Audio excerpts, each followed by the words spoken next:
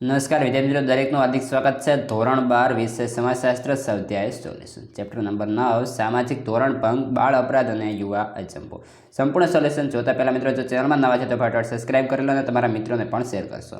અન્ય વિષયની અંદર અથવા તો પછી સમાજશાસ્ત્ર અંદર કોઈ પણ ચેપ્ટર લખવાનું બાકી છે તો આપણે ચેનલ પર દરેક વિષયના સ્વાધ્યાય સોલ્યુશન મુકાઈ ગયા છે, જેની સંપૂર્ણ લિંક આવીને ડિસ્ક્રિપ્શનની અંદર અથવા તો પછી ચેનલના પ્લેલિસ્ટમાંથી મેળવી શકો છો. ડિસ્ક્રિપ્શનમાંથી વોટ્સએપ, ટેલિગ્રામ પણ જોઈન કરી લેશો. પ્રશ્ન એક, નીચેના પ્રશ્નનો સવિસ્તર ઉત્તર લખો. પહેલો પ્રશ્ન છે, બાળ અપરાધની વ્યાખ્યા આપી બાળ અપરાધનો અર્થ વિસ્તારથી સમજાવો. તો ચાલો જોઈએ. માનવ જીવનના પ્રારંભિક તબક્કાથી જ બાળક સમાજના ધોરણો, મૂલ્યો જેવી સાંસ્કૃતિક બાબતોને જીવનમાં આત્મસાત કરવા માટે પ્રયત્નશીલ હોય છે. ખાસ કરીને અન્યના અનુકરણથી શીખીને ભાવિ જીવનમાં સમજદાર વ્યક્તિ તરીકેની ભૂમિકા ભજવવા માટે તે તૈયાર થતો હોય છે. બાલ્યાવસ્થા બાળકમાં અજ્ઞાનતા, અણસમજ, ચંચળતા હોય છે. આ અવસ્થામાં જ સમાજ કે કાયદાના ધોરણથી વિરુદ્ધ વર્તન જોવા મળે ત્યારે તેવું વર્તન કરનારા બાળકોના વર્તનો આપણને બાળ અપરાધ વિશે વિચારવા પ્રેરે છે. બાળ અપરાધનો ખ્યાલ ઉંમર સાથે સંકળાયેલો છે. સામાન્ય રીતે 7 થી 18 વર્ષની વચ્ચેની ઉંમર ધરાવતી વ્યક્તિના ગેરકાનૂની વર્તનને બાળ અપરાધ તરીકે અને આવું ગેરકાનૂની વર્તન કરનાર બાળકને બાળ અપરાધી તરીકે ઓળખવામાં આવે છે. સમાજમાં જોવા મળતા અને વધતા જતા બાળ અપરાધના વ્યાપથી સમાજશાસ્ત્રીઓ અને માનવશાસ્ત્રીઓનું ધ્યાન આકર્ષાયું છે. વર્તમાન સમયમાં ભારતમાં બાળ અપરાધના વધતા જતા પ્રમાણ અને તેમની ઉંમરને ધ્યાનમાં લઈ સંસદે ખરડો પસાર કર્યો. તે મુજબ 31/12/2015થી અમલમાં આવેલ જુવેનાઇલ જસ્ટિસ એક્ટની કલમ 2(12) મુજબ બાળક એટલે જેમની ઉંમર 18 વર્ષ સુધીની હોય તે ઉંમર સુધીના બાળક દ્વારા જ્યારે ધોરણ વિરુદ્ધનું વર્તન થાય તો તે બાળ અપરાધ અને તેવું વર્તન કરનાર બાળકને બાળ અપરાધી કહેવાય. બાળ અપરાધની વ્યાખ્યા. પારિભાષિક શબ્દકોશ સમાજશાસ્ત્ર વિશાળ અર્થમાં બાળ અપરાધ અમુક ઉંમરથી નીચેની ઉંમરના બાળકો અને કિશોરોના એવા સમાજ વિરોધી કૃત્ય સૂચિત કરે છે જે સ્પષ્ટ રીતે કાયદાથી પ્રતિબંધિત થયા હોય છે અથવા આવા કાયદામાં જે કૃત્યોનું અર્થઘટન અપરાધ તરીકે કરી તેની સામે કંઈક સત્તાવાર પગલાં નક્કી કરવામાં આવ્યા હોય તેવા કૃત્યો. હંસા શેઠ મુજબ સમાજશાસ્ત્રીય સંશોધનમાં બાળ અપરાધી શબ્દ ફક્ત એવા બાળકોને સૂચિત કરે છે જે બાળકોની સામે પોલીસ અધિકારીઓએ અથવા અદાલતી સત્તાવાળાઓએ સત્તાવાર રીતે કોઈ પગલાં લીધા હોય છે. શેઠના બાળ અપરાધોએ જે તે પ્રદેશના કાયદા દ્વારા પારિભાષિત થયેલા નાની ઉંમરના બાળકો દ્વારા કરવામાં આવતું વિચલિત વર્તન છે. ટૂંકમાં બાળકો દ્વારા કરવામાં આવતા એવા વર્તનો કે જે સમાજના સામાજિક અને સાંસ્કૃતિક માળખામાંથી વિરુદ્ધ ના હોય અને સમગ્ર સમાજના વિઘટન માટે જવાબદાર હોય એટલે કે બાળ અપરાધ અને આવો અપરાધ કરનાર બાળક એટલે બાળ અપરાધી. ત્યારબાદ છે પ્રશ્ન 2, બાળ અપરાધના કારણો વિગતે ચર્ચો. સામાન્ય રીતે કોઈ ઘટના માટે માત્ર એક જ કારણ જવાબદાર હોય એવું બનતું હોતું નથી. આ હકીકત બાળ અપરાધ માટે પણ એવી જ રીતે લાગુ પડે છે. બાળ અપરાધ માટે જોવા મળતા અનેક કારણોની એક વિશેષતા એ છે કે આ બધા જ કારણો એકબીજા સાથે એવી રીતે સંકળાયેલા છે તેમને અલગ અલગ દર્શાવવા મુશ્કેલ છે. બાળ અપરાધ માટે જવાબદાર કારણોને આપણે મુખ્યત્વે 2 વિભાગમાં વિભાજિત કરી શકીએ. પહેલું છે સામાજિક અને આર્થિક કારણ, બીજું છે વ્યક્તિગત અને મનોવૈજ્ઞાનિક કારણ. પહેલું જોઈએ સામાજિક અને આર્થિક કારણ. બાળકોના ધોરણ ભંગ વર્તન માટે સામાજિક આર્થિક કારણોની પ્રબળ અસર જોવા મળે છે. સામાજિક આર્થિક કારણોમાં કુટુંબ, શાળા, સમવયસ્ક જૂથ, સંપર્ક માધ્યમો વગેરેનો સમાવેશ થાય છે. અહીં આ કારણોની વિસ્તૃત સમજ મેળવીએ. પહેલું છે કુટુંબ. કુટુંબ સામાજિકકરણ કરનારું પાયાનું એકમ છે. માતા પિતા અને બાળકો વચ્ચેના ખામીભર્યા સંબંધો, કુટુંબનું કદ, માતા પિતા દ્વારા પ્રયોજવામાં આવતી બાળકના વર્તન માટેની નિયંત્રણ શૈલી, કુટુંબ, શિક્ષણ, કુટુંબની સામાજિક આર્થિક સ્થિતિ જેવા અનેક પરિબળો બાળકના સામાજિકકરણ પર અસર કરતા હોય છે. કુટુંબ દ્વારા બાળકને મળતા પ્રેમ, લાગણી અને હૂંફ વડે બાળકની શારીરિક, માનસિક જરૂરિયાતો સંતોષાતી હોય છે. આ જરૂરિયાતોને સંતોષ બાળકમાં સામાજિક, માનસિક સલામતીની લાગણી જન્માવે છે. જો પરિવારમાં બાલ્યાવસ્થા તબક્કામાં પતિ પત્ની વચ્ચેના કે માતા પિતા અને સંતાનો વચ્ચેના સંબંધો ખામી ભર્યા હોય તો બાળકનો ભાવનાત્મક વિકાસ શરૂ થાય છે. કૌટુંબિક સંબંધોમાં આ પ્રકારની વિસંવાદિતા બાળકમાં અસલામતી અને તિરસ્કારની ભાવના જન્માવે છે. કુટુંબના સભ્યો સાથે દાતામતાના અભાવના કારણે બાળક પોતાના મોટા ભાગનો સમય ઘરની બહાર પસાર કરવા પ્રેરાય છે. આવા સમયે જો તેના ઘરની બહાર પણ યોગ્ય વાતાવરણ ન મળે તો તે અપરાધી પ્રવૃત્તિ કરવા તરફ ધકેલાય છે. ગરીબ કુટુંબમાં જો બાળકની સભ્ય સંખ્યા વધારે હોય તેમની સીધી અસર બાળકના શિક્ષણ પર થતી હોય છે. આવા કુટુંબમાં ખૂબ નાની ઉંમરે બાળકે આર્થિક પ્રવૃત્તિમાં જોડાવવું પડે છે. વળી કુટુંબના વડીલો પણ આર્થિક જરૂરિયાતો પૂર્તિ કરવા માટે વ્યસ્ત હોવાના કારણે તેઓ બાળકના ઉછેરમાં પૂરતું ધ્યાન આપી શકતા નથી. આવા સંજોગોમાં બાળકને અપરાધી પ્રવૃત્તિ તરફ ખેંચી જાય છે. કુટુંબમાં બાળકો સાથેની નિયંત્રણ શૈલી પણ બાળકના સામાજિકકરણમાં વિકૃતિ સર્જે છે. જેમ કે માતા પિતા દ્વારા સખત અને કડક નિયંત્રણ કે શિથિલ નિયંત્રણ કે પછી નિયંત્રણનો અભાવ તથા વિરોધાભાસી નિયંત્રણ પદ્ધતિ બાળકના વ્યક્તિત્વ વિકાસમાં અવરોધક બને છે. ક્યારેક બાળકની વાજબી જરૂરિયાતોની માંગને કડકપણે દબાવી દેવામાં આવે ત્યારે બાળક અનુસૂચિત પ્રવૃત્તિ કરવા પ્રેરાય છે. દાખલા તરીકે ઘરમાંથી ભાગી જવું, નાની નાની ચોરી કરવી વગેરે. બાળકોના વર્તનને નિયંત્રિત કરવાની માતા પિતા બંનેની પદ્ધતિમાં સમાનતા હોવી જરૂરી છે. જો તેમની પદ્ધતિમાં વિરોધાભાસ હોય તો બાળક કોઈ એક ચોક્કસ વર્તન ઢબનો વિકાસ થતો નથી. આવા સંજોગોમાં બાળક કુટુંબના સભ્યો સિવાય અન્ય પ્રેરણા સ્ત્રોત બનાવી તેના જેવું વર્તન કરવા પ્રેરણાય છે, જે તેનામાં વિચલનની શક્યતા વધારે છે. વળી છૂટાછેડા કે મૃત્યુ જેવા કારણોથી ઊભા થયેલા ભગ્ન કુટુંબમાં બાળક વંચિતતા અનુભવે છે, જેના કારણે સામાજિકકરણને અસર કરે છે. ત્યારબાદ શાળા.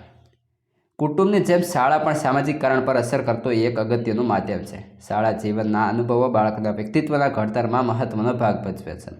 શાળા કક્ષાએ જો શિસ્તનો અતિરેક થાય કે બાળકને જાણે વારંવાર શિક્ષકે સજાનો ભોગ બનવું પડતું હોય કે પછી માનસિક ત્રાસ આપે એવા ધોરણે શાળામાં પ્રવૃત્તા હોય તો બાળક શાળા અને શિક્ષણથી વિમુખ થાય છે. આ પરિસ્થિતિથી દૂર રહેવાના પ્રયત્નના ભાગરૂપે બાળક શાળામાંથી પલાયન થવાનું કે નાસી જવાનું વધુ ઉચિત માને છે. શાળા અને ઘરમાંથી લાંબા સમય સુધી બહાર રહેવાના કારણે જો બહાર તેને યોગ્ય વાતાવરણ ના મળે તો જાણતા પણ તેનાથી વિચલન વર્તન થવાની શક્યતા વધી જાય છે.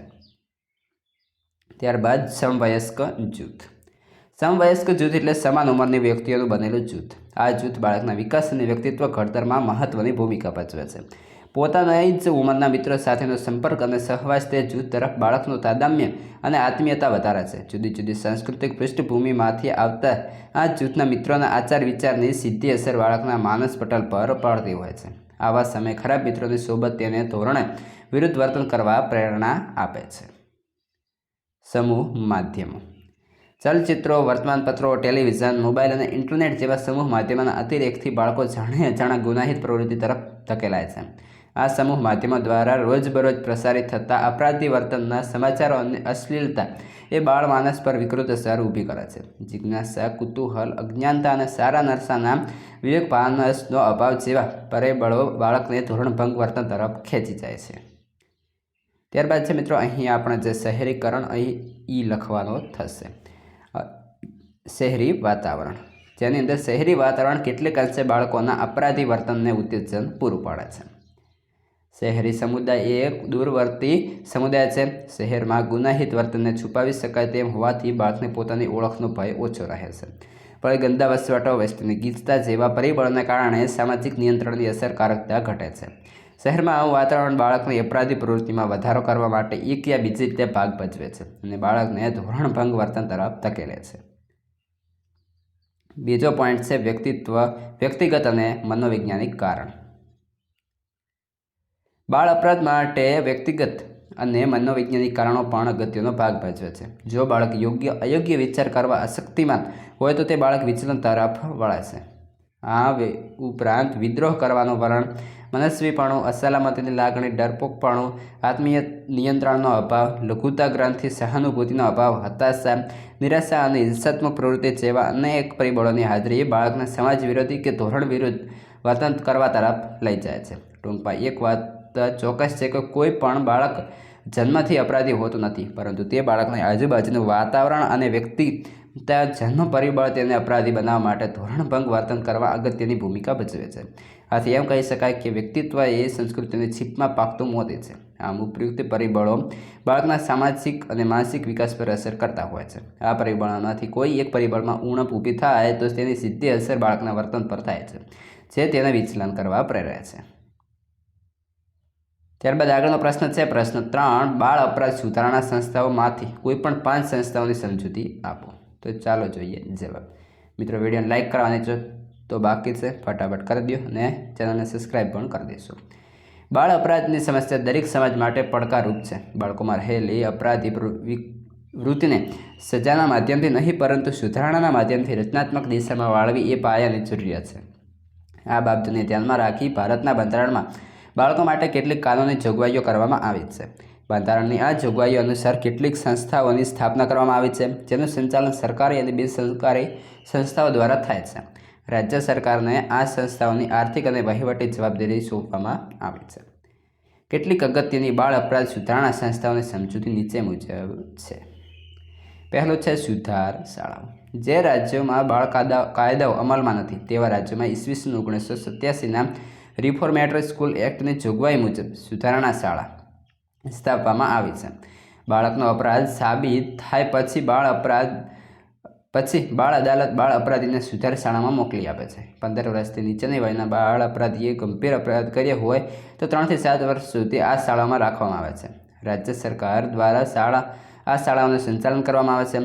આ શાળાઓમાં અપરાધના અલગ અલગ પ્રકારો પ્રમાણે બાળ અપરાધીને અલગ અલગ રાખવાની જોગવાઈ હોય છે. આ શાળાઓમાં તેમને શિક્ષણ અને વ્યવસાયિક તાલીમ આપવામાં આવે છે. આ શાળામાં બાળ અપરાધીની તમામ સગવડો સાચવવામાં આવે છે.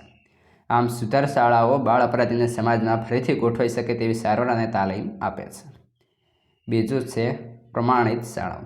જે રાજ્યમાં બાળ કાયદાઓ અમલમાં છે તે બાળ અપરાધીઓની સુધારણા માટે પ્રમાણિત શાળાઓ સ્થાપવામાં આવે છે. આ શાળાઓ બાળકોના દેખભાળ, ઉપચાર અને સુધારણા માટે કામ કરે છે.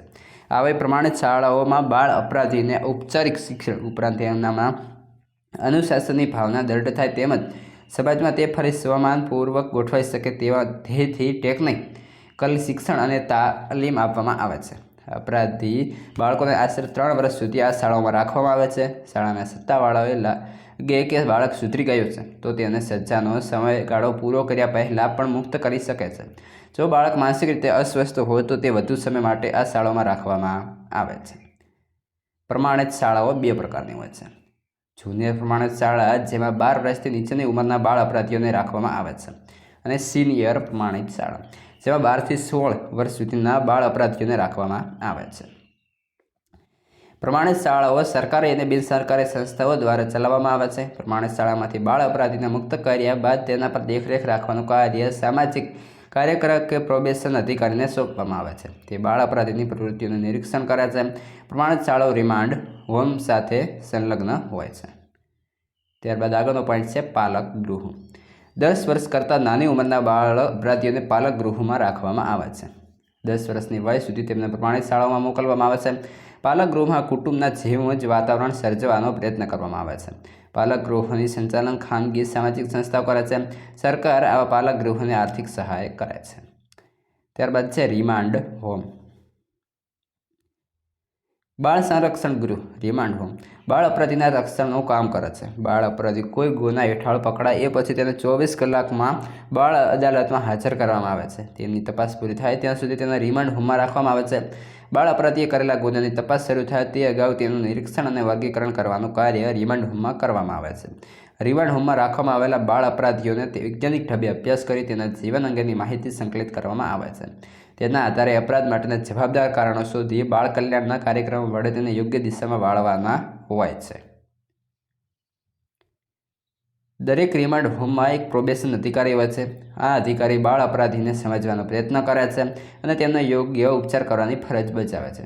જો અદાલતની તપાસ લાંબો સમય ચાલે તો પણ બાળ અપરાધીને અહીં રાખવામાં આવે છે. બાળ અદાલતને બાળ અપરાધીના અપરાધની ખાતરી થઈ જાય એ પછી પણ તેને રિમાન્ડ હોમમાં રાખવામાં આવે છે. રિમાન્ડ હોમમાં બાળ અપરાધી પર જરૂરી દેખરેખ રાખી તેના વર્તણૂક અને સારી રીતે સુધારવાની કાર્યવાહી કરવામાં આવે છે.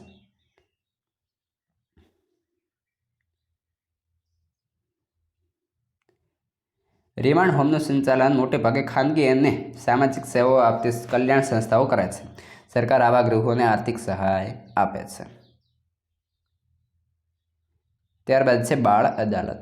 16 વર્ષથી નીચેની વયના બાળકો માટે બાળ અદાલતની સ્થાપના કરવામાં આવે છે. બાળ અદાલતનું વાતાવરણ અનૌપચારિક અને સહાનુભૂતિભર્યું હોય છે. આ અદાલતની કાર્યવાહીમાં વડીલને દલીલો કરવાની છૂટ હોતી નથી. બાળ અદાલત માટે ખાસ ન્યાયાધીશો નિમવામાં આવે છે. તેઓ બાળ મનોવૈજ્ઞાનિકના જાણકાર હોય છે. બાળ અદાલતની તમામ કાર્યવાહી ગુપ્ત રાખવામાં આવે છે. ભારતમાં કોલકાતામાં ઈસવીસન 1941માં પ્રથમ બાળ અદાલતની સ્થાપના કરવામાં આવી હતી. ત્યારબાદ છે પ્રશ્ન 4. યુવા અજંપાનો અર્થ સ્પષ્ટ કરી તેના કારણો સમજાવો. યુવા અજંપાનો અર્થ યુવા વર્ગના માનસમાં ધ્યેય પ્રાપ્તિની વંચિતતાની જે અસર ઉદ્ભવે છે તે અસંતોષ એટલે યુવા અજંપો. યુવાઓની જરૂરિયાતની પૂર્તિ ન થાય અને તેમની સમસ્યાઓનો ઉકેલ ના આવે ત્યારે યુવાઓ જે વર્તન કરે તે વર્તનમાં તેમની લાગણી, માંગણી અને અસંતોષની જે અભિવ્યક્તિ થતી હોય તેને યુવા અજંપો કહેવાય છે. આ પ્રકારની અભિવ્યક્તિ સંગઠિત રીતે આંદોલન, ઘેરાવ, સરકસ કે હડતાલ સ્વરૂપે દેખાય છે. ખાસ કરીને શિક્ષણ સંસ્થાઓ સાથે જોડાયેલા વિદ્યાર્થીઓને અજંપાની સ્થિતિને યુવા અજંપો કહે છે. યુવા શક્તિની સરખામણી અણુ વિસ્ફોટ સાથે કરવામાં આવે છે. જે તેનો સદુપયોગ કરવામાં આવે તો વિશ્વ કલ્યાણ થઈ જાય અને જેનો દુરુપયોગ કરવામાં આવે તો વિશ્વ વિનાશ થઈ જાય. યુવા વર્ગમાં અશાંતિ કે અસંતોષ દેશ અને સમાજના ઉજ્જવળ ભવિષ્યને અવરોધે છે. વર્તમાન સમયમાં યુવા અજંપાનો ફેલાવો વધતો જાય છે, જે સમગ્ર સમાજ વ્યવસ્થા માટે સમસ્યારૂપ છે. યુવા અજંપાના કારણો. સમાજની દરેક સમસ્યા માટે અનેક કારણો જવાબદાર હોય છે. યુવા અજંપા માટે અનેક કારણો જવાબદાર છે. આ કારણોને 3 વિભાગમાં વહેંચવામાં આવે છે. પહેલું છે સામાજિક કારણ, શૈક્ષણિક કારણ અને જૈવિક અને મનોવૈજ્ઞાનિક કારણ. વાત કરીએ સામાજિક કારણ વિશે. યુવા અજંપાના સામાજિક કારણો નીચે મુજબ છે. પહેલું છે કુટુંબ. યુવા અજંપાનું સૌથી મહત્વનું સામાજિક કારણ કુટુંબ છે. આધુનિક યુગમાં અનેક પરિબળોના કારણે કુટુંબ સંસ્થામાં પરિવર્તન આવે છે. સમાજમાં સંયુક્ત કુટુંબના સ્થાને નાના વિભક્ત કુટુંબોનો વ્યાપ વધ્યો છે. પરિણામે કુટુંબ જીવનમાં અનેક પ્રશ્નો ઊભા થયા છે. પતિ-પત્ની વચ્ચેના સંઘર્ષો, છૂટાછેડા, ભગ્ન કુટુંબો વગેરે પરિબળોની વિપરીત અસર યુવા માનસ પર પડે છે. વર્તમાનમાં મોંઘવારીના કારણે કૌટુંબિક જીવનમાં નિર્વાહ માટે પતિ-પત્ની બંને નોકરી કે વ્યવસાયમાં જોડાવવું પડે છે. આ સંજોગોના કારણે માતા પિતા પોતાના સંતાનોને પૂરતો સમય આપી શકતા નથી. પરિણામે યુવાનોને માતા પિતા પાસેથી જે પ્રેમ અને ઊંઘની અપેક્ષા હોય છે તે સંતોષી શકાતી નથી.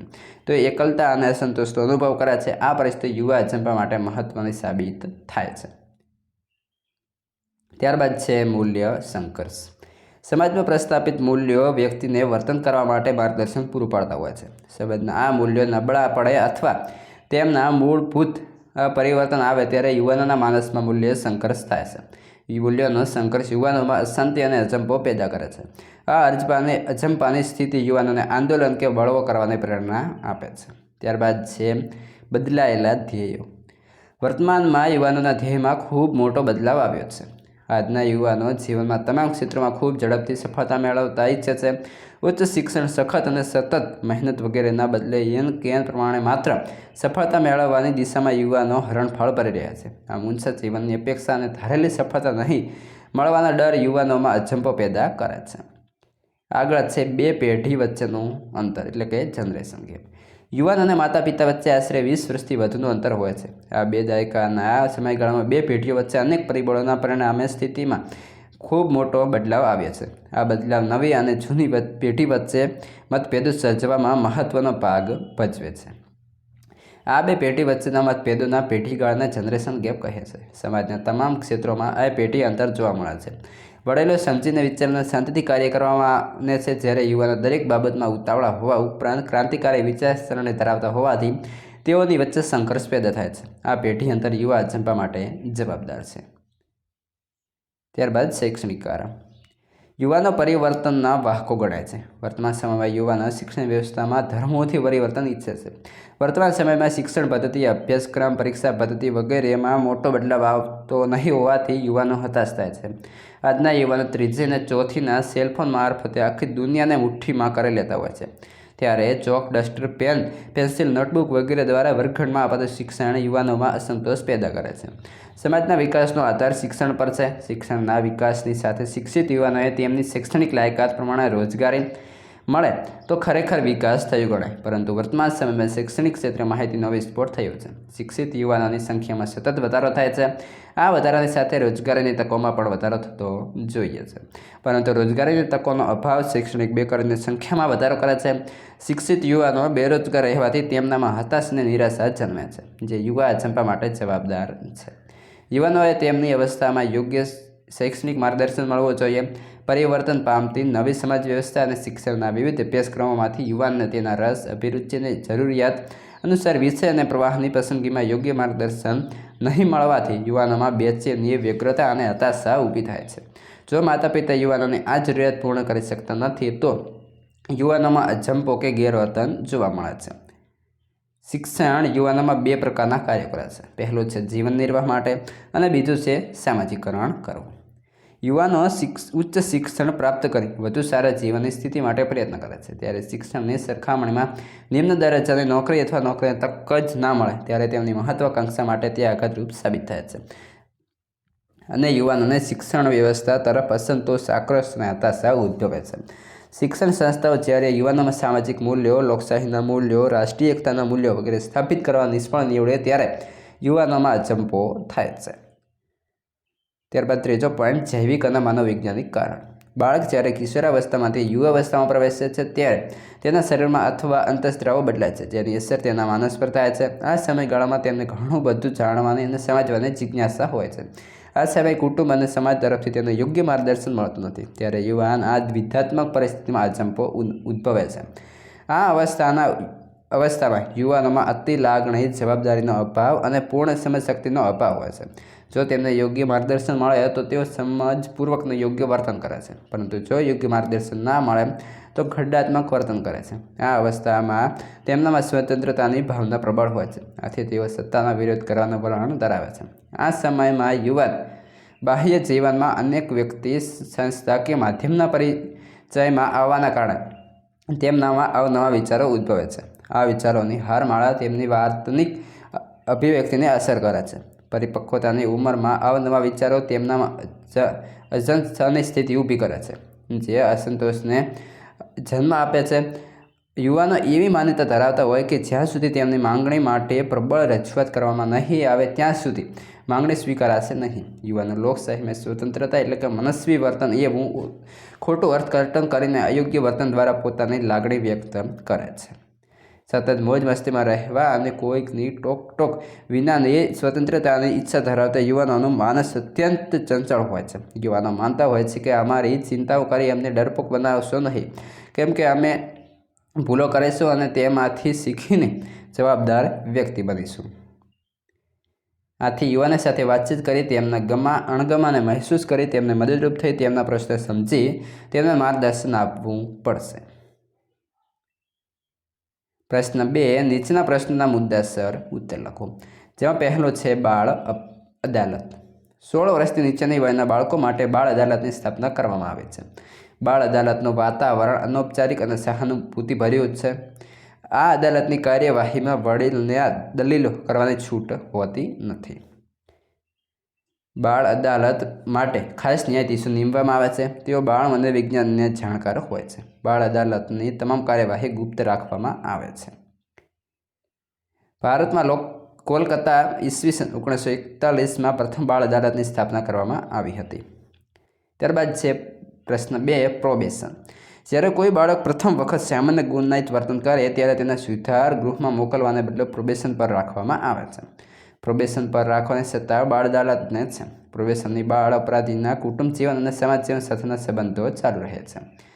અદાલતે નક્કી કરેલી મુદત સુધી બાળ અપરાધીને પ્રોબેશનના અધિકારીની દેખરેખ નીચે રહેવાનું હોય છે. પ્રોબેશન અધિકારો પ્રોબેશન પર રહેલા બાળ અપરાધીનું વર્તન અને તેના કુટુંબ, મિત્ર જૂથ, પડોશ જૂથ વગેરે દરેક ક્ષેત્રમાં કેવું તેનું નિરીક્ષણ કરે છે. આમ પ્રોબેશનનો હેતુ બાળ અપરાધીના સમાજ જીવન અને કુટુંબ જીવનનું સાતત્ય જાળવી રાખી તેની સુધારણા કરવાનો છે. પ્રશ્ન 3, બોસ્ટલ શાળાઓ. બોસ્ટલ શાળાઓ અર્ધ શાળાઓ અને અર્ધ જેલ જેવી હોય છે. બાળ અપરાધીની સુધારણા કરવાના હેતુથી આવી શાળા સૌપ્રથમ ઈસવીસન 1902માં ઇંગ્લેન્ડના બોસ્ટલ નામના શહેરમાં શરૂ કરવામાં આવી હતી. આથી આવી શાળાઓ બોસ્ટલ શાળાઓ તરીકે ઓળખાય છે. ભારતમાં આવી બોસ્ટલ શાળાઓ પ્રારંભ ઈસવીસન 1926માં ચેન્નઈમાં થયો હતો. ત્યાર પછી બીજા રાજ્યોમાં આ પ્રકારની શાળાઓ શરૂ કરવામાં આવી હતી. બોસ્ટલ શાળા એ પ્રમાણે શાળાઓમાં ન આવરી લેવા આવ્યા હોય તેવા બાળ અપરાધીઓ માટેની સુધારણા શાળા છે. જે રાજ્યોમાં બાળ કાયદાઓ છે ત્યાં 15 થી 21 વર્ષ સુધીના બાળ અપરાધીઓને આ શાળાઓમાં રાખવામાં આવે છે. બોસ્ટલ શાળાઓ 2 પ્રકારની હોય છે: ખુલ્લી બોસ્ટલ શાળાઓ અને બંધ બોસ્ટલ શાળાઓ. બોસ્ટલ શાળાઓમાં બાળ અપરાધીઓની સુધારણા માટેના કલ્યાણ કાર્યક્રમોનું આયોજન કરવામાં આવે છે. આમ છતાં તેમના કડક અંકુશોને નજરમાં રાખવામાં આવે છે. આ બંને પ્રકારની શાળાઓમાં બાળ અપરાધીઓને તેમની વય પ્રમાણે ઔદ્યોગિક તાલીમ આપવામાં આવે છે. આ શાળામાં બાળ અપરાધીઓ પાસે શારીરિક શ્રમ પણ કરાવવામાં આવે છે. છોકરાઓ પાસે ખેતી, ઉદ્યોગ, બાંધકામ વગેરે અને કન્યાઓ પાસે ગૃહકામ, રસોઈ, સફાઈ વગેરેના પ્રકારના કામો કરાવવામાં આવે છે. બોસ્ટલ શાળાઓમાં બાળ અપરાધીઓને પોતાને સ્વતંત્ર આજીવિકા કમાવાનું શીખવવા ઉપરાંત તેમના વ્યક્તિત્વનો વિકાસ થાય તે હેતુથી સુધારણા માટેના વિવિધ કાર્યક્રમો ચલાવવામાં આવે છે. સામાન્ય રીતે બોસ્ટલ શાળામાં બાળ અપરાધીને 2 થી 3 વર્ષ માટે રાખવામાં આવે છે. બાળ અપરાધીઓના વર્તનને ધ્યાનમાં રાખી બોસ્ટલ શાળાઓના સત્તાવાળાઓ તેમને વહેલા છોડી મૂકવાના નિર્ણય પણ લઈ શકે છે. બોસ્ટલ શાળામાંથી મુક્ત કરાયેલ બાળ અપરાધીઓનું નિરીક્ષણ કરવાનો અને તેમને યોગ્ય સ્થળે વ્યવસાયમાં ગોઠવવા માટે મદદ કરવાનું કામ પ્રોબેશન અધિકારીને સોંપવામાં આવે છે. પ્રશ્ન 4. યુવા અજંપો. યુવા વર્ગના માનસમાં ધ્યેય પ્રાપ્તિની વંચિતતાની જે અસર ઉદ્ભવે છે તે અસંધ એટલે યુવા અજંપો. યુવાનોને જરૂરિયાતની પૂર્તિ ન થાય, તેમની સમસ્યાનો ઉકેલ ન આવે ત્યારે યુવાનો જે વર્તન કરે તે વર્તનમાં તેમની લાગણી, માંગણી અને અસંતોષની જે અભિવ્યક્તિ થતી હોય તેને યુવા અજંપો કહેવામાં આવે છે. આ પ્રકારની અભિવ્યક્તિ સંગઠિત રીતે આંદોલન, ઘેરાવ, સરઘસ કે હડતાલ સ્વરૂપે દેખાય છે. ખાસ કરીને શિક્ષણ સંસ્થાઓ સાથે જોડાયેલા વિદ્યાર્થીઓના અજંપાની સ્થિતિને યુવા અજંપો કહે છે. યુવા શક્તિની સરખામણી અણુ વિસ્ફોટ સાથે કરવામાં આવે છે. જો તેનો સદુપયોગ કરવામાં આવે તો વિશ્વ કલ્યાણ થાય છે અને જો તેનો દુરુપયોગ કરવામાં આવે તો વિશ્વ વિનાશ થઈ જાય. યુવા વર્ગમાં અશાંતિ કે અસંતોષ દેશ અને સમાજના ઉજ્જવળ ભવિષ્યને અવરોધે છે. વર્તમાન સમયમાં યુવા અજંપો ફેલાવો વધતો જાય છે જે સમગ્ર સમાજ વ્યવસ્થા માટે સમસ્યારૂપ છે. પ્રશ્ન 5. સામાજિક ધોરણભંગ વર્તનના લક્ષણો. તો તેના લક્ષણો નીચે પ્રમાણે છે. સામાજિક ધોરણભંગ વર્તન એ વાર્તનિક ઘટના છે. સમાજમાં સ્થાપિત થયેલા સામાજિક ધોરણો વ્યક્તિએ પોતાના વર્તનમાં સ્વીકારેલા હોય છે. સમાજમાં વ્યક્તિ ધોરણના સંદર્ભમાં જ વર્તન અને વ્યવહાર કરતો હોય છે. આમ સામાજિક ધોરણ અનુરૂપતા અને ધોરણભંગ એ વાર્તનિક ઘટના છે. સામાજિક ધોરણભંગ વર્તન એ સાર્વત્રિક ઘટના છે.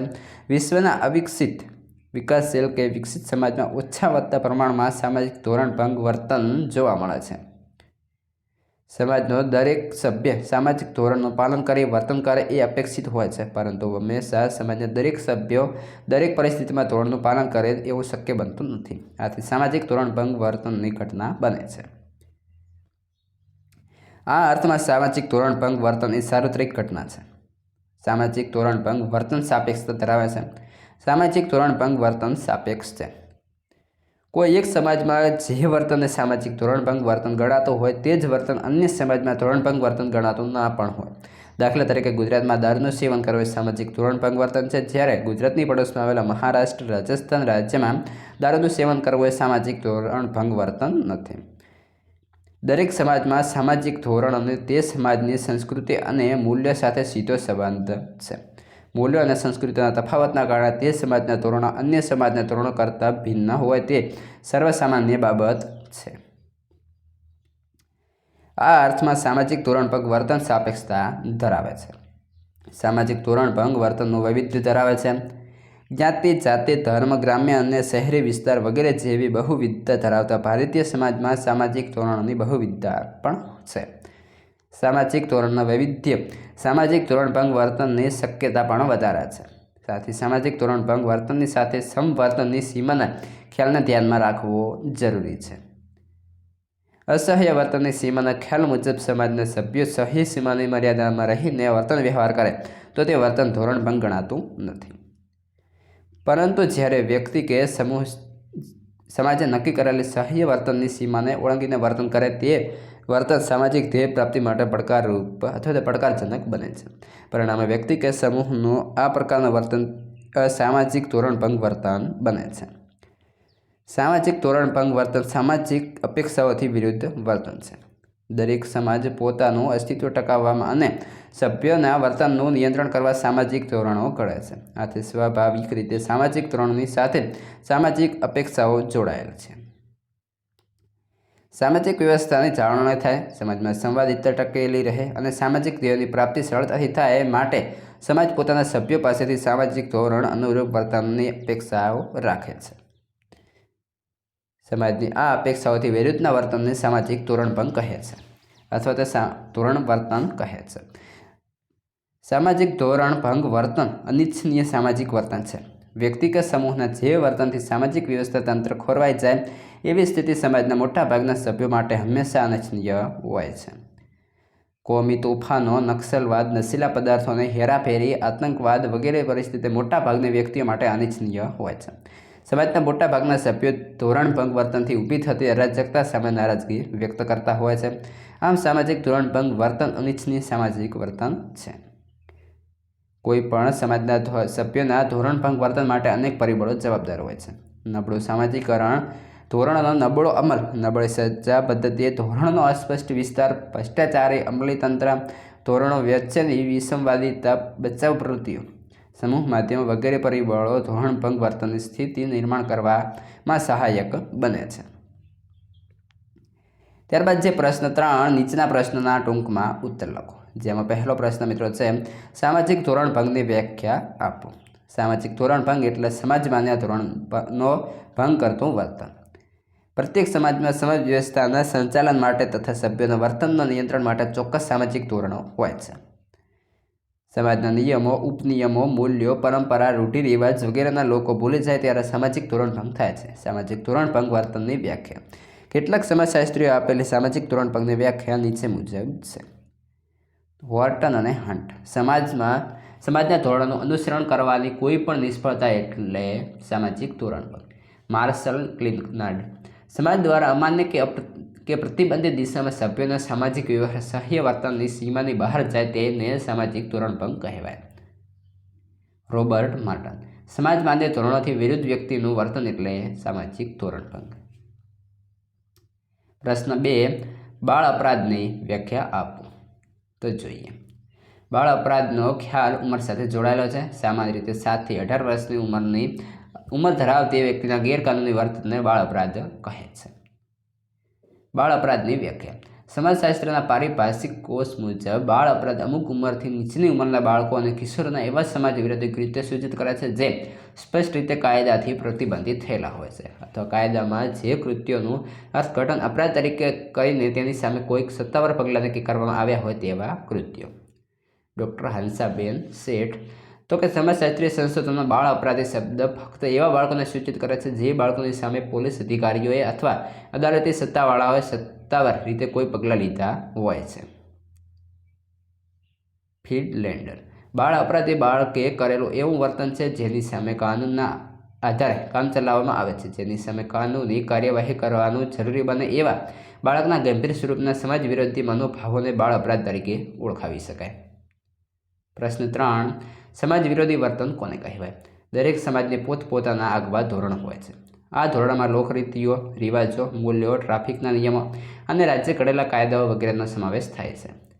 દરેક સમાજના સભ્યો પોતાના સમાજમાં વર્તનતા સામાજિક ધોરણોનો સ્વીકાર કરે, ધોરણની મર્યાદામાં રહે તે મુજબ પોતાનો વર્તન વ્યવહાર ગોઠવે તો તેને ધોરણ અનુરૂપ વર્તન કહેવાય. સમાજના તમામ સભ્યો દ્વારા હંમેશા ધોરણ અનુરૂપ વર્તન થતું હોય તેવું જોવા મળતું નથી. સમાજના કેટલાક સભ્યો દ્વારા ક્યારેક જાણતા કે અજાણતા ધોરણોથી વિરુદ્ધનું વર્તન થઈ જતું હોય છે. આવા સામાજિક ધોરણોથી વિરુદ્ધના વર્તનને સામાજિક ધોરણભંગ વર્તન કે સામાજિક વિચલનમાં જ વિરોધી વર્તન કહે છે. પ્રશ્ન 4 પ્રોબેશન એટલે શું? પ્રોબેશન એટલે અજમાયશી મુક્તિ. જ્યારે કોઈ પણ બાળક પ્રથમ વખત ગુનાહિત પ્રવૃત્તિ કે વર્તન કરે અને બાળ અદાલતમાં સાબિત થઈ જાય ત્યારે તેવું વર્તન કરનાર બાળકને બાળ અદાલત સુધાર ગૃહમાં મોકલવાને બદલે પ્રોબેશન પર મોકલે છે. પ્રોબેશન વ્યવસ્થાનો મુખ્ય હેતુ બાળ અપરાધીના સમાજ જીવન અને કુટુંબ જીવનને જાળવી બાળ અપરાધીના વર્તનને સુધારણા કરવી તે છે. પ્રશ્ન 5 યુવા અજંપાનો અર્થ આપો. યુગ પરિવર્તનના સ્પર્ધાત્મક સંજોગોમાં યુવાનોના જીવનના ઈચ્છાઓ, અપેક્ષાઓ કે ધ્યેય પ્રાપ્ત કરવાના માર્ગમાં કોઈ અંતરાય કે અવરોધ અનુભવે ત્યારે તેની અસર તેમના માનસ પટલ પર થાય છે. યુવા વર્ગના માનસમાં ધ્યેય પ્રાપ્તિની અને વંચિતતાની જે અસર ઉદ્ભવે છે તેને અસંતોષ કહે છે. યુવાનોનો આ અસંતોષ એટલે યુવા અજંપો.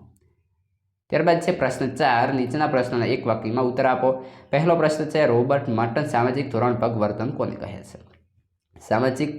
સમાજશાસ્ત્રી રોબર્ટ માર્ટનના મતે સમાજ માન્ય ધોરણોથી વિરુદ્ધનું વર્તન એટલે સામાજિક ધોરણભંગ વર્તન. ત્યારબાદ પ્રશ્ન 2 અપરાધ કોને કહેવાય?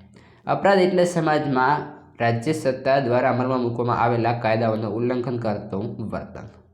પ્રશ્ન 3 બાળ અપરાધી કોને કહેવાય? સામાન્ય રીતે 7 થી 18 વર્ષની વચ્ચેની ઉંમર ધરાવતી વ્યક્તિના ગેરકાનૂની વર્તનને બાળ અપરાધ કહે છે અને આવું ગેરકાનૂની વર્તન કરનાર બાળકને બાળ અપરાધી કહેવામાં આવે છે. પ્રશ્ન 3 બોસ્ટન શાળાની સૌપ્રથમ સ્થાપના ક્યાં અને ક્યારે થઈ? બોસ્ટન શાળાની સૌપ્રથમ સ્થાપના ઈસવીસન 1902માં ઇંગ્લેન્ડના બોસ્ટન નામના શહેરમાં કરવામાં આવી હતી. ત્યારબાદ છે મિત્રો પ્રશ્ન 5, જેની અંદર નીચેના પ્રત્યેક પ્રશ્નમાં આપેલ વિકલ્પોમાંથી યોગ્ય વિકલ્પ પસંદ કરી સાચો વિકલ્પ આપ. પહેલો છે ધોરણ ભંગ વર્તનની વ્યાખ્યા આપનાર વિદ્વાન કોણ છે? તો આવશે એ એટલે કે વોર્ટન અને હન્ટ. ત્યારબાદ છે બીજું દહેજ પ્રથા અધિનિયમ ક્યારે ઘડવામાં આવ્યો? તો આવશે 1961ની અંદર. બાળ અપરાધીને સુરક્ષિત રાખવાનું સ્થળ એટલે તો આવશે રિમાન્ડ હોમ. ભારતમાં બાળ અદાલતની સ્થાપના ક્યારે કરવામાં આવી? તો જવાબ આવશે 1941. ત્યારબાદ છે ઘરેલું હિંસા અધિનિયમ ક્યારે અમલમાં આવ્યો? તો આવશે 2005. મિત્રો સંપૂર્ણ સત્યનું સોલ્યુશન આ પ્રમાણે છે. હવે આગળનું સત્ય સોલ્યુશન આપણે ચેનલ પર મુકાઈ ગયું છે, જેની સંપૂર્ણ લિંક આ વિડીયોના ડિસ્ક્રિપ્શનમાં મળી રહેશે.